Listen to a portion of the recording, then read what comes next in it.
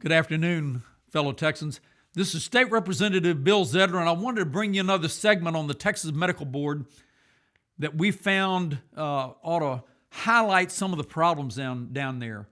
And basically, they not only deal with, in a previous segment, we talked about how the Texas Medical Board was allowing the DEA to follow them into a doctor's office and gain access to your records without your knowledge, your permission, or even a warrant.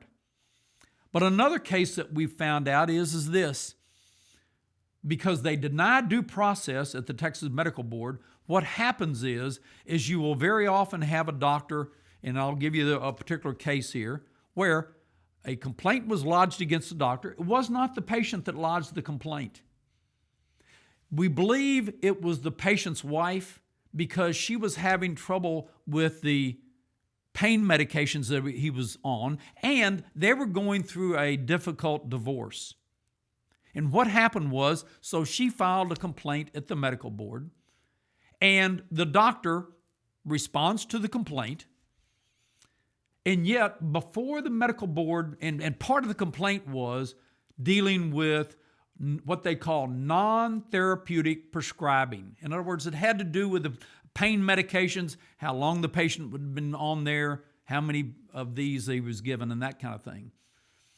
And before the medical board even responded to that first letter that the doctor returned to him, in other words, they had no expert witnesses look at it or anything, they subpoenaed 12 more patient records.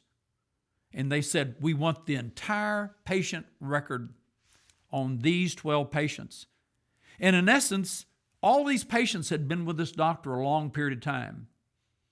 The end result was this doctor looked at it and felt that he would have to be, in order to respond to this subpoena, he would have to forward to the medical board somewhere around 10,000 pages of information to the Texas Medical Board. I sent an open records request to the medical board, and I asked of the first patient, do you have any evidence of non-therapeutic prescribing? The response from the medical board was they had no evidence of non-therapeutic prescribing. And yet, they ordered and requested a subpoena on these 12 other patients. Now, first of all, you may say, well, where did they get the other patients' names? Because there was no complaint filed on those patients. What they had done was gone to a database that is held by the DPS. And what they do is they track every time a prescribed drug is given to a patient from a particular doctor. And so they're able to go into the database and find every drug that had been prescribed by this particular doctor. And in essence, that's where they pulled these other patients' names from. So with that, I said, based on what you saw, do you have any evidence of non-therapeutic prescribing on those patients? The answer from the medical board was again, no, they didn't. And yet, this doctor had to provide 10,000 pages of information without one shred of evidence that he had done anything wrong. Now, at the same time you have a doctor having to do this, you have other doctors who are killing patients and who are hurting others. And where it took almost a year for the Texas Medical Board to temporarily suspend his license. Why? Well, I believe it's because they're doing what we call majoring on the minors. They're going after the doctor where the patient's not been injured. The patient hadn't even filed the complaint.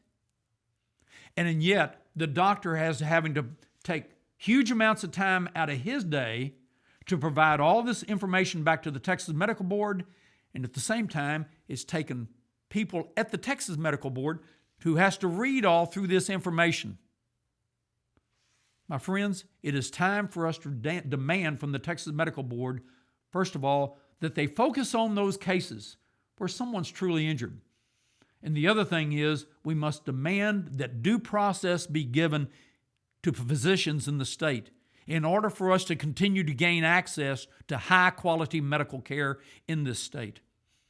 If you agree with me, I hope you'll contact your state representative and state senator and ask them to do something to demand due process at the Texas Medical Board, so that in essence, the Texas Medical Board will take the time to look at doctors who are hurting or injuring or killing patients.